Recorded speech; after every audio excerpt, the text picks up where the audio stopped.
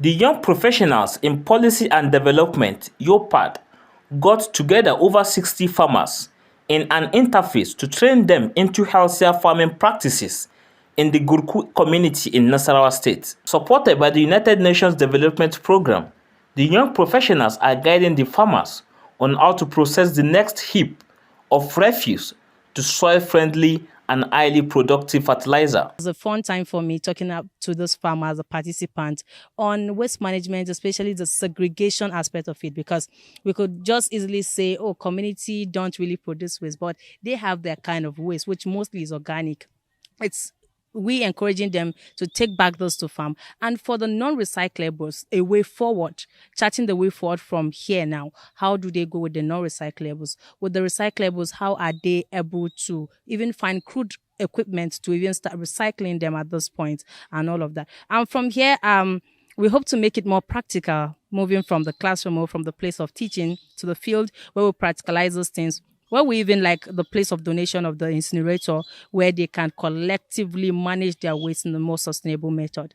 The training session was aimed at moving the farmers away from the use of chemical fertilizer, pesticides, and herbicides, which create health challenges for farmers and leave the soil less productive, to practices like mulching, rotational cropping, and use of degradable organic fertilizer, which are soil friendly. We focused mainly on composting because that is something that they can easily do, something that anybody can do, even at the back of your house. You can just get a pit, put in all your organic waste in there and cover it till the next farming season or till when you need it for your farming, and then you use it then. So I focused more on composting, but we have other ways to do organic farming. You have mulching, you have crop rotation, you have use of organic pest controls, things like other insects or other animals that you could use for pest control. So these are all ways they could, go about things instead of using things like pesticides or herbicides, to take away weeds and the rest, which could be used in composting, or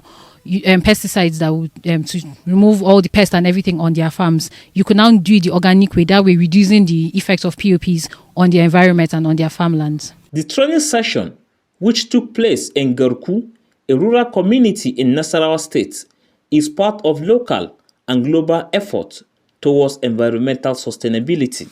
Before, we normally throw out our waste management. We will normally throw it like that.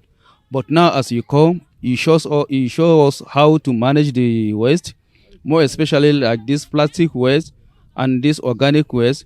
This plastic waste, we'll use it for recycling some things for another use.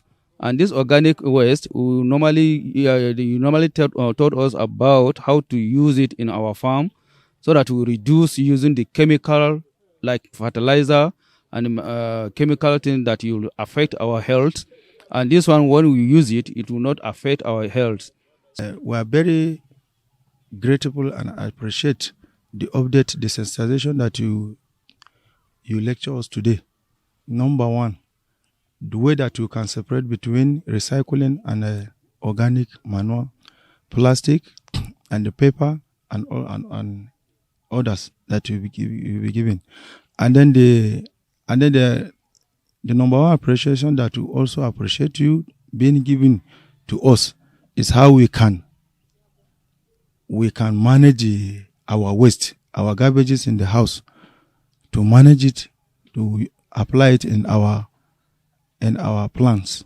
As these farmers return to their fields, the message is clear: sustainability begins at the grassroots. In Abuja, Nasiru Usman for Signature TV.